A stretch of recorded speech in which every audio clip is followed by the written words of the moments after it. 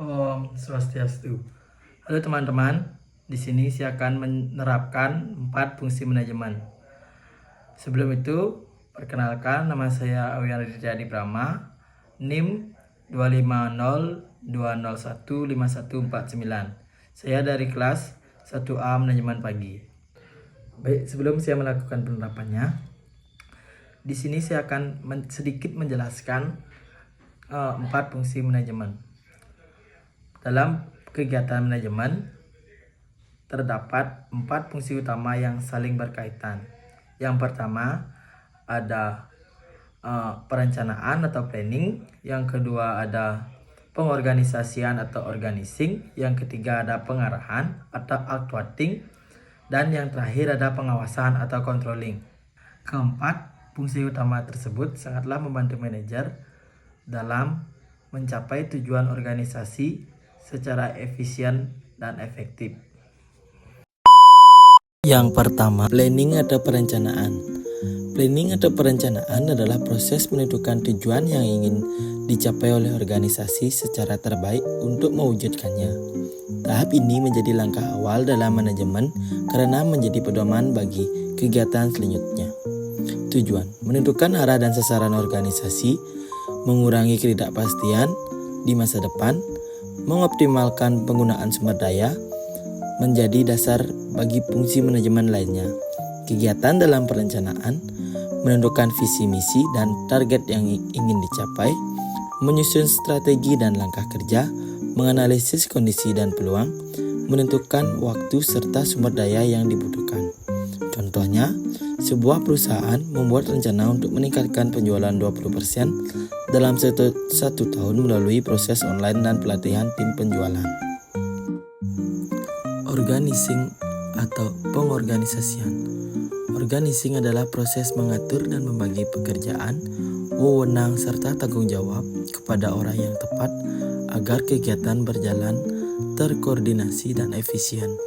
Tujuannya, menciptakan struktur organisasi yang jelas, menempatkan seorang sesuai dengan keahliannya, meningkatkan kerjasama antar bagian, memastikan semua tugas dapat dilaksanakan dengan baik.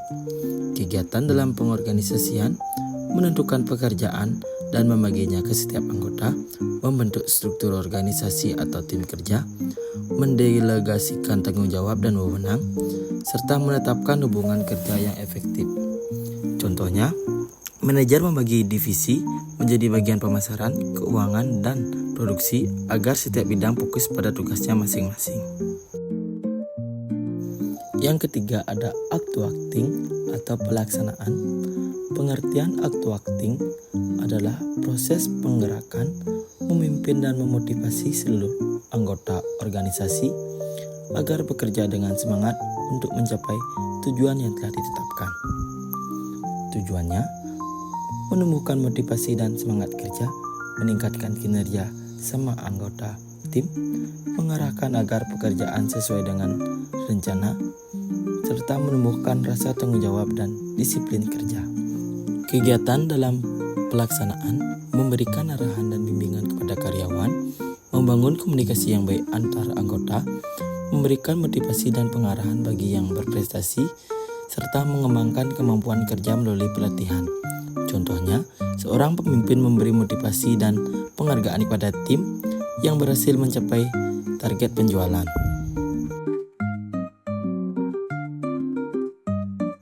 Dan yang terakhir ada controlling atau pengawasan.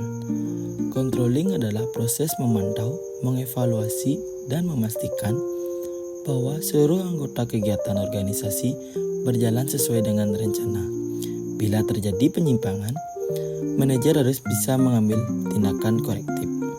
Tujuannya, memastikan hasil sesuai dengan rencana dan standar, menemukan serta memperbaiki kesalahan atau penyimpangan, menilai efektivitas pelaksanaan kerja, menjamin tercapainya tujuan organisasi secara efisien. Kegiatan dalam pengawasan, menetapkan standar kinerja, mengukur hasil kerja dan membandingkan dengan rencana, mengidentifikasi penyimpangan, mengambil tindakan koreksi bila diperlukan. Contoh, manajer melakukan evaluasi rutin terhadap laporan penjualan, Jika hasil belum sesuai target, strategi promosi akan diperbaiki. Baik, sekian video penerapan 4 fungsi manajemen dari saya. Akhir kata saya tutup dengan Brahma Santi. Om Santi Santi Santi Om. Dadah teman-teman.